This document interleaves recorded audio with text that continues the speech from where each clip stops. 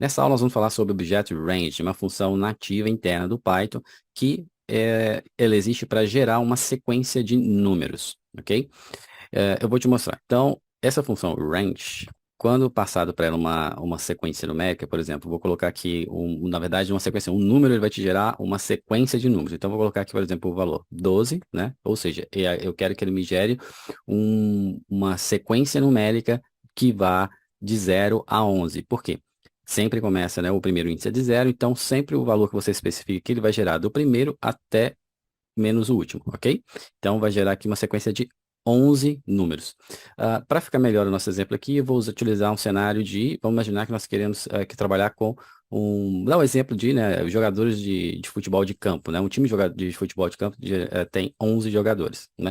Então, eu coloquei aqui 12 justamente por isso, porque como eu coloquei 12, ele vai me retornar de 1 até 11, porque, como eu disse, ele retorna sempre do primeiro até menos o último elemento dessa faixa, ok?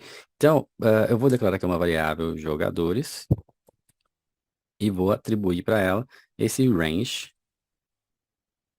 que eu quero que ele gere uma sequência de números com 11 elementos, então por isso que eu especifiquei até uma faixa máxima de 12, ok? Se eu chamar agora aqui a função print para ele mostrar essa sequência de valores, o que vai acontecer? Jogadores, eu vou passar aqui como parâmetro aqui para o meu comando print. Quando eu executar o meu programa, olha o que aconteceu. Ele me retornou aqui que jogadores, na verdade, agora é um objeto do tipo range, que tem uma faixa que começa da posição 0, número, né, 0, até o máximo que vai a faixa no final 12, ok? Então, essa variável jogadores agora elas instanciou-se como um objeto do tipo range. Legal. Agora, se eu quiser interagir com os elementos, com essa faixa numérica que está dentro desse comando range, como que eu posso fazer? Eu posso colocar aqui um for, né? Como eu falei na aula anterior, nós vimos for utilizando in, mas eu posso também utilizar range. Nós vamos ver aqui mais para frente. Mas vamos lá, vamos percorrer essa faixa que esse objeto range, né, essa faixa de números que o objeto range gerou para a gente.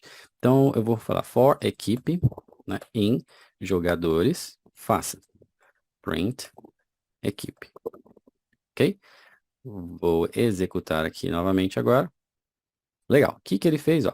Ele imprimiu desde o primeiro número, o jogador 0, digamos que esse jogador não existe, mas vamos lá, né? 1 até o último jogador, 11, legal? E não imprimiu o 12, porque 12 é o primeiro lá, o vetor 0. Então, é isso que ele desconsiderou. Então, vai dar primeiro do 0 até, né, a posição 11. Legal? Agora, se eu quiser fazer um outro exemplo, digamos que eu queira definir uma faixa que eu quero percorrer. Aí eu posso usar, né, eu posso especificar, né, a minha faixa de valores utilizando o comando range aqui. Que eu posso dizer? Eu quero que ele comece da posição 1 e vá até a posição 11. Significa, opa, posição 11, significa que ele vai imprimir da posição 1 até a posição 10. Ok? Vamos fazer um teste aqui. Legal. O que que ele fez? Ó? Ele pegou a posição 1, desconsiderou 0, tá vendo que eu mandei ele começar dentro dessa faixa de 0 a 11, eu pedi para ele começar exatamente da partir do número 1 e até o número 11. Foi exatamente isso que ele fez. Só que, quando ele chega no último número, no último, né, o número que eu especifiquei, sempre menos 1. Então, como eu falei, ele gerou de 1 a 10. Ok? Legal?